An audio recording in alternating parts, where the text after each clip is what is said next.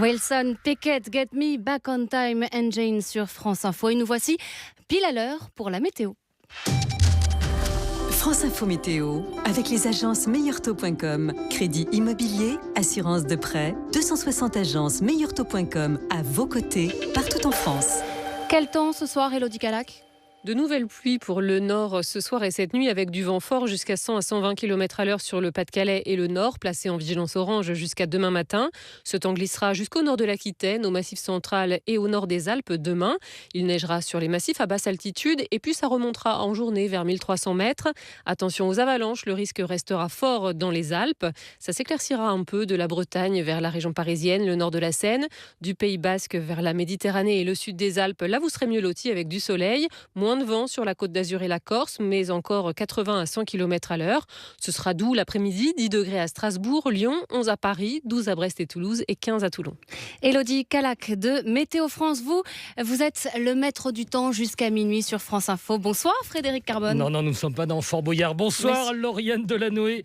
Bonsoir à tous et nous vous devons, chers auditeurs, une petite explication. Si vous n'avez pas aujourd'hui tous vos programmes normaux, habituels sur France Info, c'est en raison d'une grève des attachés de production absolument indispensable pour chercher et trouver tous les invités qui enrichissent au fil de la journée cette antenne et qui réclament une reconnaissance de ce travail éditorial. Bienvenue en tout cas dans ce 22 minuit très largement consacré à cette page de 50 années de polémique que souhaite tourner le gouvernement.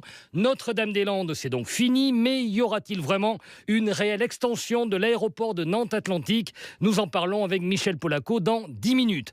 À 22h30, les conséquences politiques pour Emmanuel Macron. Que vaut désormais la parole de l'État pour les élus locaux ? Et à 23h10, table ronde sur l'avenir, celui de la Z de Notre-Dame-des-Landes. Sera-t-elle un laboratoire d'une autre forme d'agriculture ? Et puis celui des autres projets si contestés dans d'autres régions françaises. Voilà le programme. Vous restez sur France Info, il est 22h.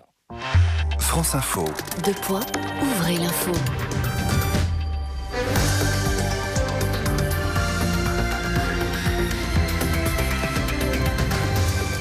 Une heure d'info qui commence avec vous, Augustin Rivet. Bonsoir. Bonsoir Frédéric, bonsoir à tous. On entendra dans un instant Édouard Philippe. Le Premier ministre fixe un ultimatum aux zadistes pour qu'ils quittent le secteur de Notre-Dame-des-Landes. Les députés d'opposition, eux, au contraire, campent sur leur position. Le projet d'aéroport avait été approuvé par un référendum local et beaucoup parlent ce soir de déni de démocratie.